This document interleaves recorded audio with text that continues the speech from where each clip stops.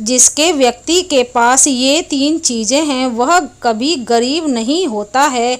एक बार एक साधु सभा को संबोधित कर रहे थे।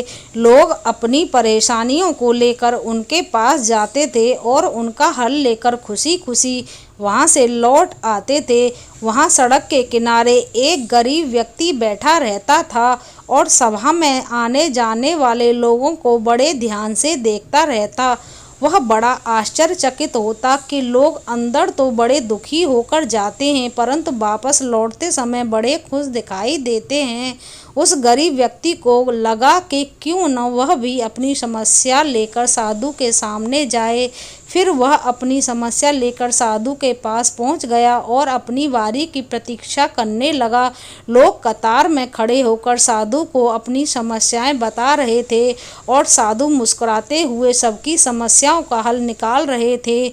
जब उस गरीब व्यक्ति बारी आई तो उसने सबसे पहले साधु को प्रणाम किया और प्रश्न किया कि हे महात्मा, इस गांव में सभी लोग खुश और समृद्ध हैं, फिर मैं क्यों गरीब हूँ, ऐसा क्यों? इस पर साधु मुस्कुराते हुए बोले, तुम गरीब इसलिए हो क्योंकि आज तक तुमने किसी को कुछ दिया ही नहीं। यह सुनकर वह गरीब व्यक्ति आश्चर्यचकित हो गया और बोला, महात्मा, मेरे पास दूसरों को देने के लिए है ही क्या? मेरा तो अपना गुजारा ही बहुत मुश्किल से चलता है। मैं लोगों से भीख मांग मांग कर अपना पेट भरता हूँ।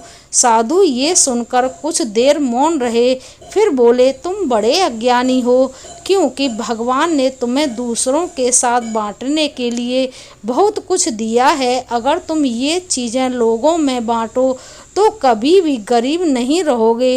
ये सुनकर गरीब व्यक्ति ने पूछा, वे कौन सी चीज़ें हैं? ये सुनकर साधु ने बताई कि ये चीज़ें हैं, नंबर 1, भगवान ने तुम्हें मुस्कुराहट दी है जिससे आप लोगों को खुशी दे सकते हो। नंबर 2, मीठे बोल जिससे तुम लोगों को शांति दे सकते हो। 2 हाथ जिससे तुम लोगों की मदद कर सकते हो। भगवान ने जिसको ये चीज़ें दी हैं वह व्यक्ति कभी गरीब हो ही नहीं सकता। निर्धनता का विचार आदमी के मन में होता है, यह तो एक भ्रम है, इसे निकाल दो। साधु की ये ज्ञानवर्धक बातें सुनकर उस व्यक्ति का चेहरा चमक उठा और इस दिन से वह लोगों की मदद करने लग गया तथा प्रभु के भजन करने लग गया और उसका जीवन सफल हो गया।